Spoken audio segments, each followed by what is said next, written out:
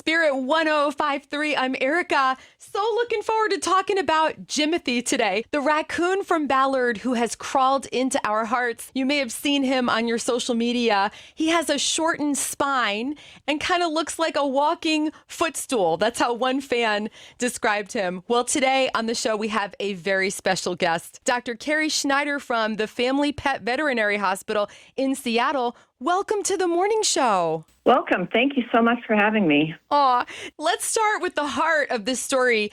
Do you love Jimothy as much as I do? Yes, I am. He lives behind the veterinary hospital, and we love having him around. I just think he brings everyone joy, and in this world of so much pain and loneliness and fear, he's a positive force, and I love seeing people embrace his existence and want to protect him, and that's such a positive thing. It really is. I feel like Jimothy is bringing us all together this summer. We can all rally around this raccoon.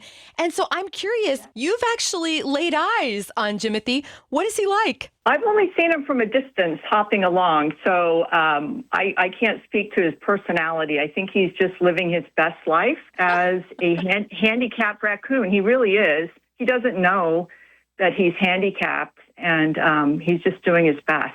Wow. Okay, as a professional, does it seem like Jimothy is doing okay, Dr. Carrie? I do think so, since he has reached the age that he has. I do believe that his biggest threat is going to be a coyote attack, because he doesn't have the mobility to save himself. But other than that, he's living a fairly normal life. We know for dogs that have this same condition or something similar, they usually have a long life, and it's only mildly shortened from another dog's life. Yeah. So he should be he should have a nice long life, barring any coyote attack. Yeah, absolutely. We don't want that for sure.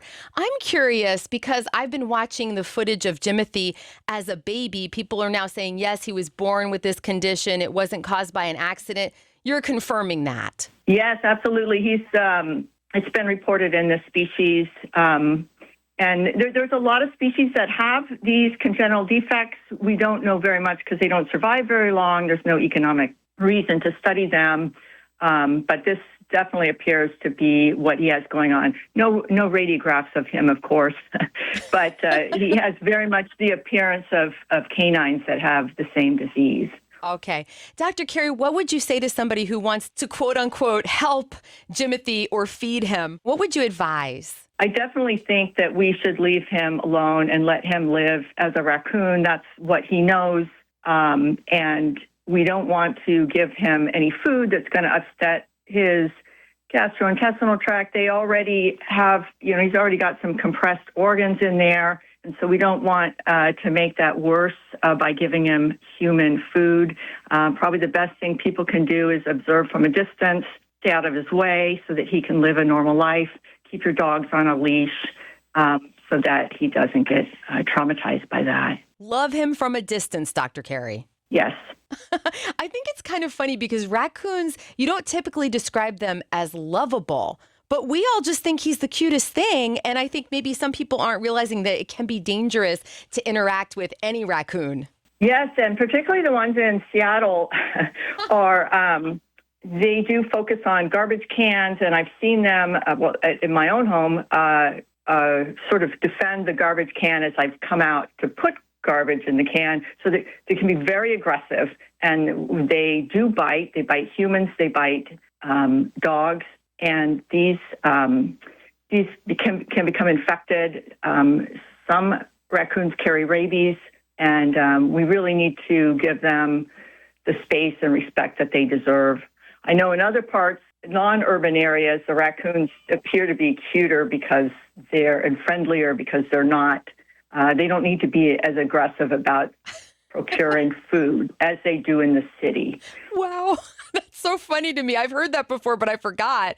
Dr. Carey, while I have you on the phone, may I ask you about our dogs? It's summertime. It's hot. What can we do to keep them extra safe? Oh, definitely. If it's too hot, if the pavement is too hot for you to, put your hand on, you probably shouldn't be taking your dog out. You make sure your dog has shade and water.